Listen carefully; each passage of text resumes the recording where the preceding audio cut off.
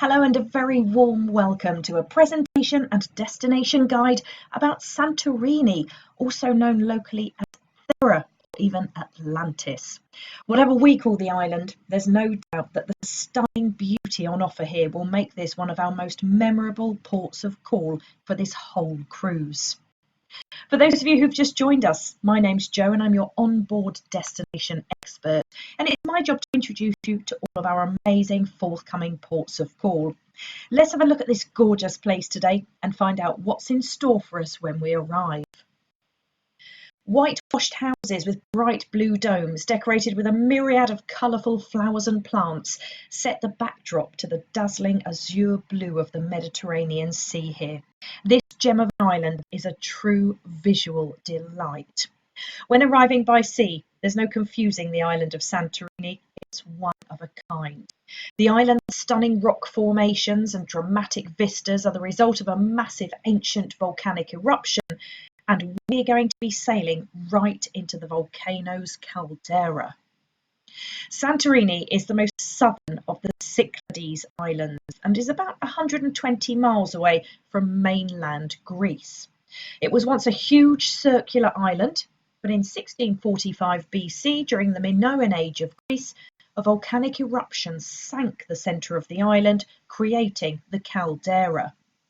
Today, this huge gaping hole is about 8 kilometres or 5 miles by 4 kilometres or 2.5 miles across and has a depth of around 400 metres or 1,200 feet. These maps give you an idea about what the original island looked like. The eruption of this volcano is recorded as one of the largest ever known on the planet. It not only shaped the island of Santorini that we're going to visit, but it also caused a huge tsunami that destroyed anything within reach and almost wiped out the ancient Minoan civilization that were widespread throughout the Greek islands. Remnants of this huge civilization that was demolished by this catastrophic eruption can be found today at the ancient site of Akrotiri. Excavations began in Akrotiri back in 1967, and what they uncovered was absolutely phenomenal. Buried deep beneath several metres of volcanic ash and mud was an ancient Minoan city that's believed to have thrived here since 1613 BC. The site is often referred to by the local population as the Minoan Pompeii, and this reflects its huge importance to the area's history. It's remarkably preserved with walls and streets still intact, but unlike places like Pompeii and Herculaneum in Italy, no human remains have ever been found. This would suggest that the residents had a clear and timely warning of the looming eruption, and it gave them the opportunity to take to their boats and flee the island. This site in Akrotiri offers a brilliant insight into Santorini's geological ancient history, and it's worth seeing if this is something that interests you. The site is now protected and covered within a cool, shady structure, and wooden walkways have been built to allow visitors to walk through the city without causing any further damage. There are 3-storey buildings that are still standing, drainage systems that ran through the streets, and collections of pottery and clay storage jars that unbelievably survived as well. One of the best things about this site too, for us as tourists of course, is the fact that it's still a working archaeological place of interest, so there are new things being discovered all the time. If you'd like to head over there, it's about a 25-minute drive south from Thera, which is the closest town to where we'll step ashore, and it'll cost about €12 for an adult entrance ticket. If you go over to Akrotiri, you may hear guides telling people that there's a possibility of it being the lost ancient city of Atlantis. According to Plato, a highly civilized and technically advanced society flourished on a large circular island beyond the Pillar of Hercules. The Pillars of Hercules, as we know them today, are set on either side of the Strait of Gibraltar. So this circular island must be either just outside the gates, or the pillars in the Atlantic Ocean, or just inside them in the Mediterranean Sea. The size of the island is about right, and there's every chance that Plato was not talking about the Pillars of Hercules that we know today. In the very south of Greece, are two peninsulas called Cape Malea and Cape Matapan.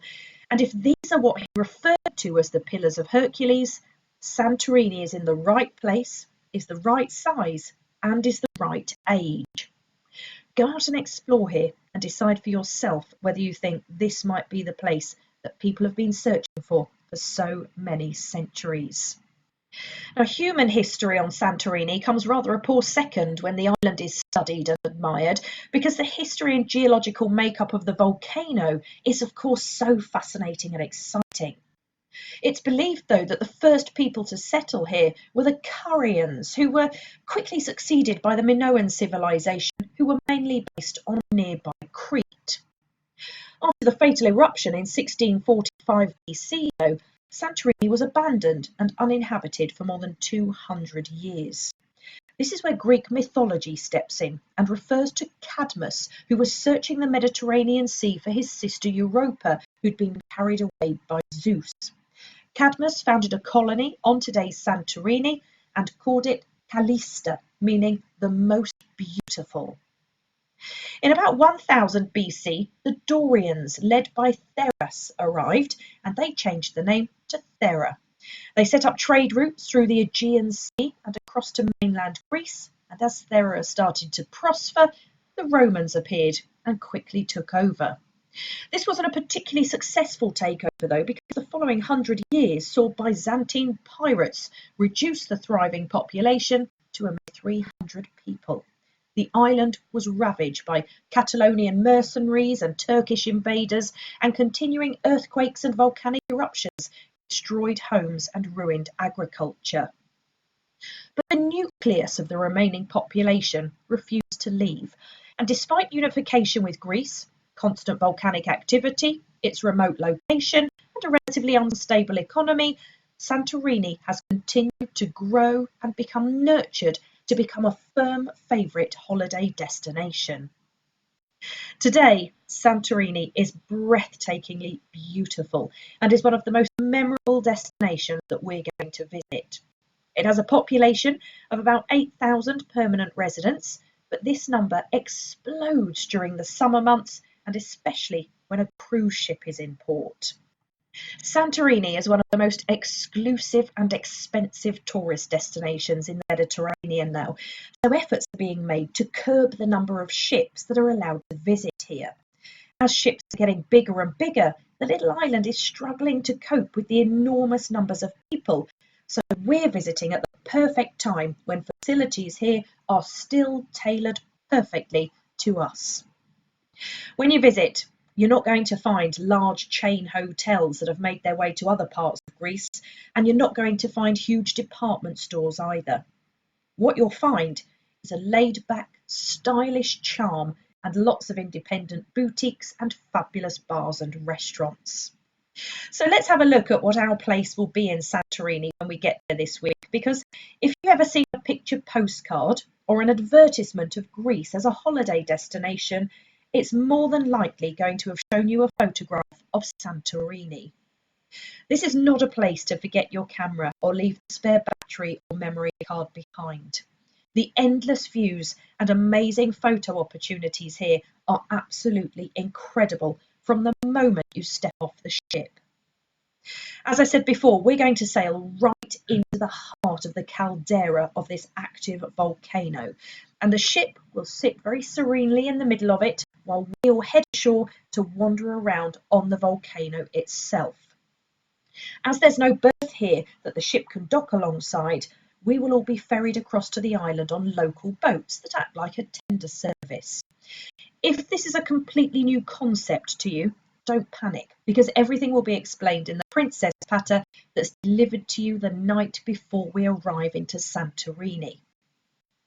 Basically, though, if you're planning to go ashore independently, then the tender boats will be loaded on a first-come, first-served basis using a numbered ticketing system. The Princess Patter will tell you where to go to collect your ticket, and then you'll just wait to be called down to the loading pontoon. It's a really quick operation and is only a 10-minute run from the ship to the shore, so nobody should ever be waiting for too long.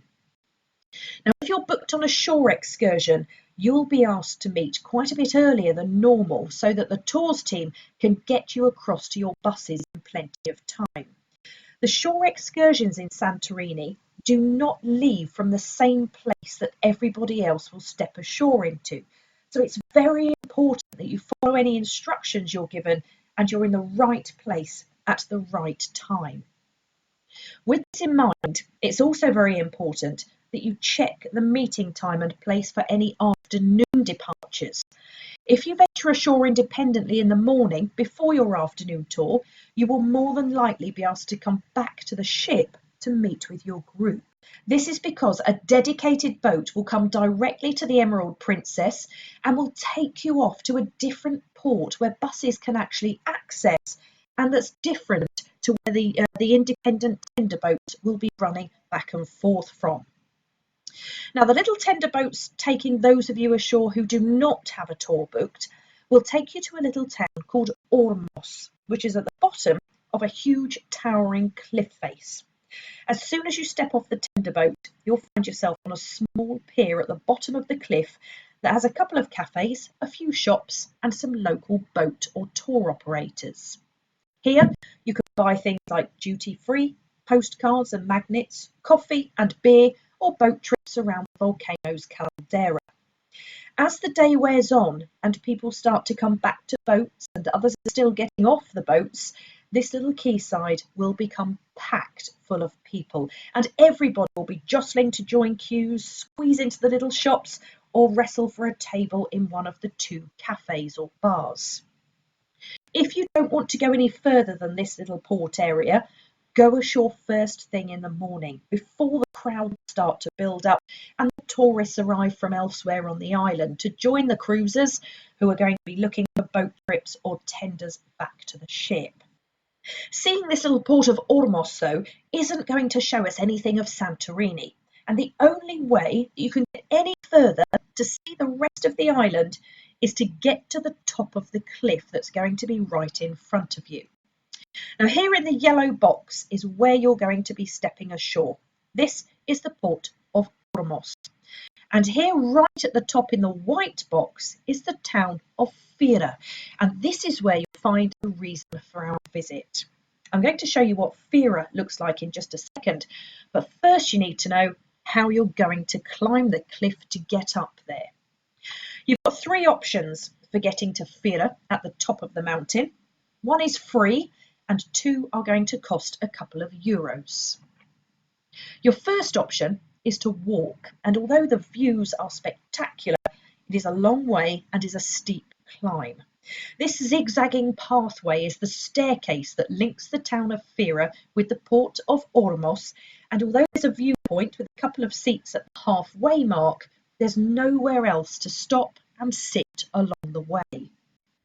If you choose to make the climb, have some comfortable shoes on, plenty of sunscreen, a hat and a large bottle of water, because once you start the climb, there's no option to change your mind. There's one way up and there's one way down. There are 587 steps altogether, and they're set at about 3 yards or 2.5 meters apart.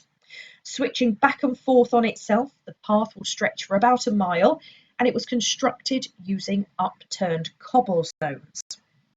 Plus, if that's not enough to contend with, it's also the route for your second option of getting up to Fira, the donkeys.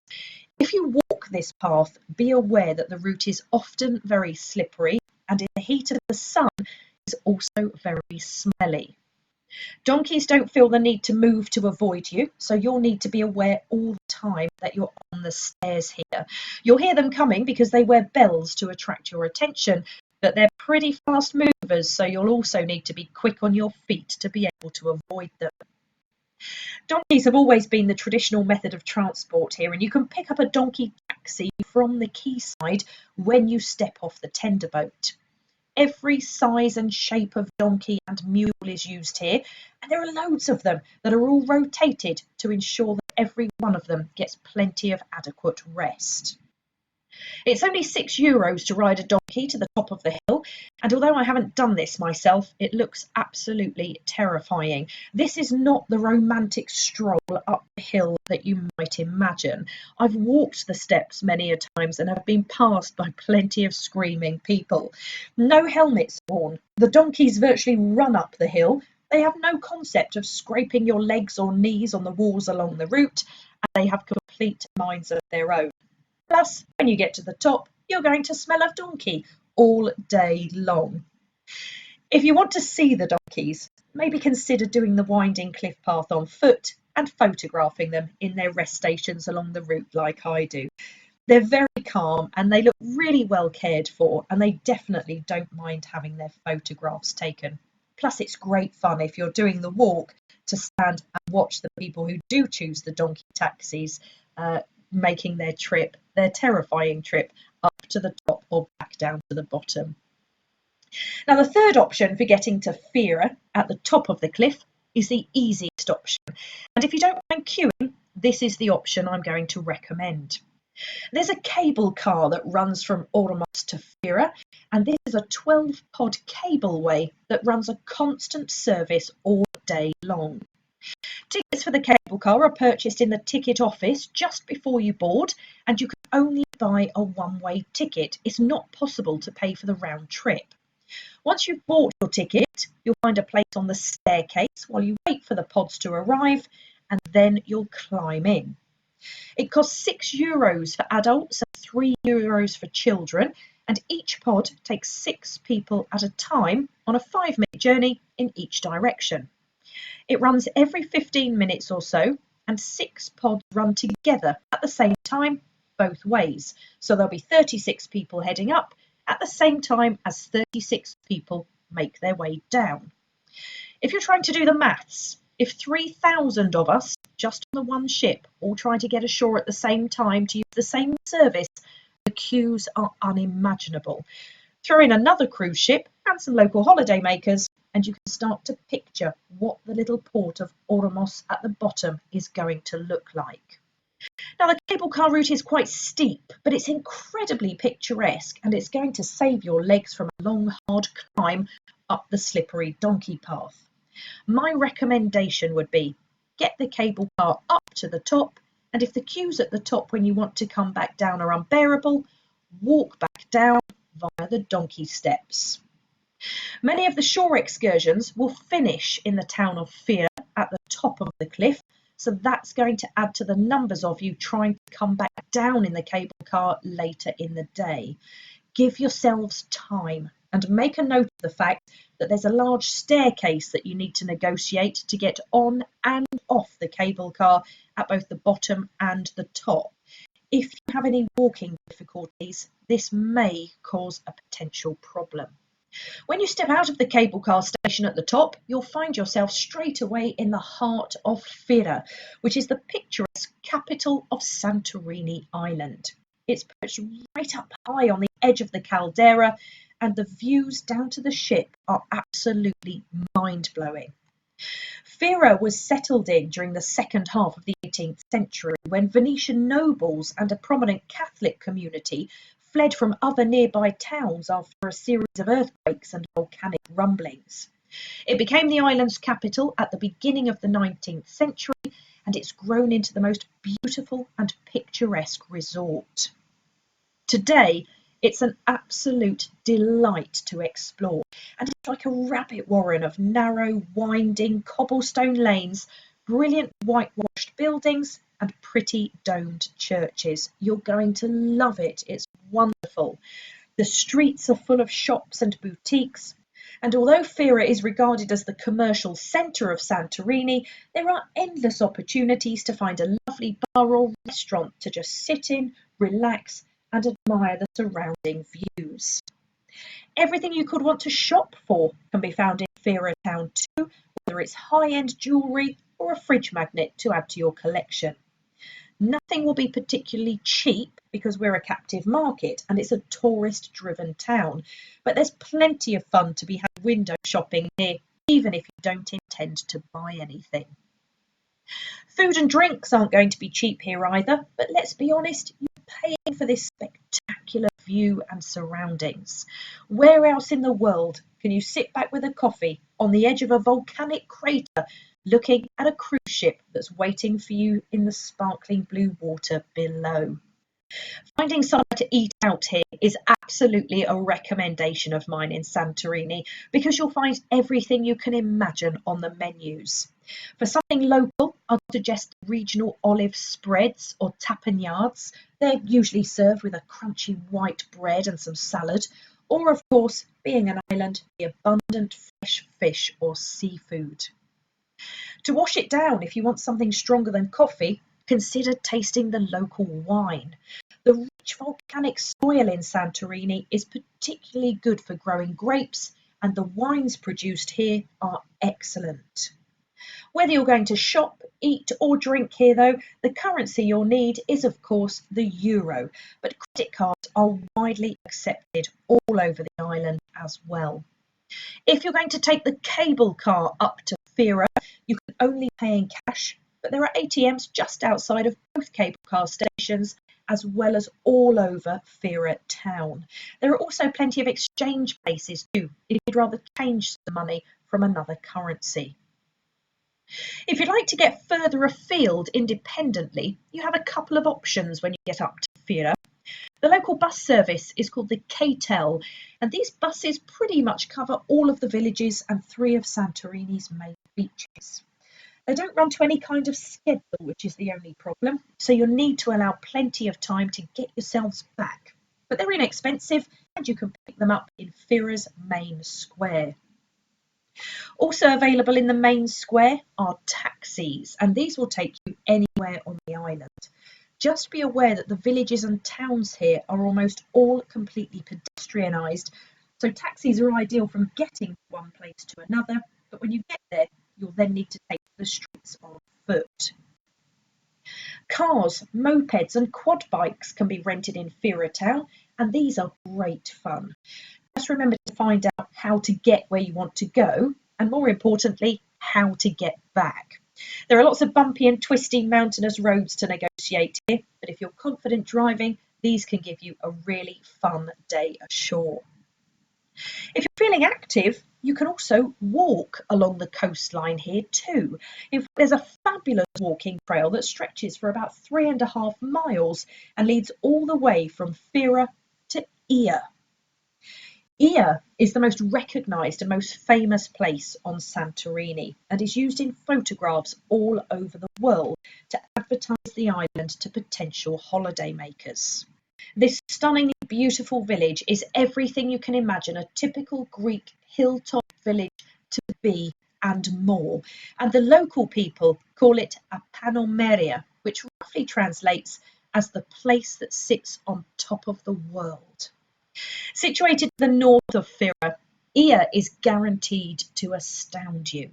Budding photographers will be surrounded in every possible direction by stunning images and colour. Small white houses cling to the hillsides in tiers. Splashes of rich ochre, deep fuchsia and cobalt blue decorate the skyline perfectly, and winding paths weave among the houses and the tiny churches and chapels. If you like architecture, you may be interested to know that apart from these lovely churches and the hotels here and the beautiful decoration, there are two types of dwelling in the town of Ia. There are houses that are built onto the Rocky Mountain slopes, and there are houses that are built inside them. These cave houses are known locally as captains' houses, and these are the previous homes of affluent ship owners. Inside one of them today, and dating back to the 19th century, is a naval museum, and this illustrates Santorini's maritime history while explaining the importance of the cave-built residences. Like Fira, this is another town that's full of boutiques, shops and art galleries that display the work of local artists and craftsmen, and every street is punctuated by the pretty steeple of a place of worship. The views out to sea and down across the caldera are absolutely priceless, and all around the town are the most perfect photo opportunities. If you're going to head over to Ia, wear something nice and bright and bold, so that when you pose in front of the lovely white buildings, you'll stand out in the foreground. Similar to our docking destination, at the bottom of the cliff underneath Ia are two little ports, and the largest and most accessible is Amudi Port. This is a little harbour that's backed by a couple of waterfront cafes, has a black sandy beach and a path that leads you around the base of the cliff to an excellent diving area. If you stay at the top though, just to say that you've been there and snapped some brilliant photographs, keep an eye out for the donkeys, who are the local form of town taxi and luggage carrier. You'll see plenty of donkeys in Ia following the same narrow meandering paths as you, and they'll most likely be carrying bags and goods to and from the local hotels and restaurants. If you see them coming, step into a doorway and give them room, because they always think they have the right of way here. Not everything in Santorini is centred around the villages, though, that cling precariously to the top of the caldera's sides. If you've been here before and you've seen both Fira and Ia, what else is there for you to see and do? Well, heading south from our docking destination, passing picturesque villages and dramatic views of the sea, is a quaint seaside fishing village called Kamari. This ancient port is home to a beautiful Orthodox place of worship called Ios Nectarios Church, and is characterised by the typical domed architecture that's common to the island's 250 churches. It has an interior that's richly decorated and is full of beautiful frescoes and holy icons. Kamari is probably best known, though, for its dramatic black sand beach and topless sunbathing, and of course the waters that wash the coast here, which are wonderful for swimming. There are many beaches in Santorini, and because of the volcanic origin of the land here, none of them are golden stretches of pure soft sand. Instead, you'll find black beaches or grey beaches and red beaches, all of which are rich in wonderful volcanic minerals. All of these minerals attract plenty of sea life, and abundant species of fish live in Santorini's waters. This makes snorkeling from any of the beaches an absolute pleasure. One thing I think you'll notice immediately when you step foot on Santorini is that this island is relaxed and laid back and runs to a slower pace than even the other Greek islands. Whether it's the heat, the acceptance of living on top of a volcano, or the fabulous local wine, nobody ever seems to be in a rush here. Try as much as possible to relax into this local lifestyle, because it's a real oasis in a desert of most of our fast-paced lives. If you've never been here before, get up early and watch the surroundings as we sail into this amazing location, and to make every effort to go ashore and enjoy all of the wonderful views and those gorgeous hilltop towns and villages. Remember that those of us on shore excursions will be starting our adventures in a different place to where the standard tender boats will be running us into, that most of them will finish there, so joining the tour will give you the best of both worlds. You'll start in a port called Athenios and will end up in Fira and Ormos before catching a tender boat back to the ship. Just remember that it's especially important that you meet in the allocated place at the allocated time for your particular tour. If there's anything I haven't covered in this programme for you, or there's anything you're unsure about, remember that you can always catch me after any live talks that I give in the theatre or throughout the cruise at the Shore Excursions desk. My hours are always published on my desk, and the TV schedule is always published there too, as well as in the Princess Patter. Stay tuned to Channel 21 for more destination guides about this fabulous Mediterranean cruise, and I look forward to meeting you out and about around the ship. Thanks for watching, and whatever you do when we reach the breathtakingly beautiful Santorini, have a truly memorable day ashore.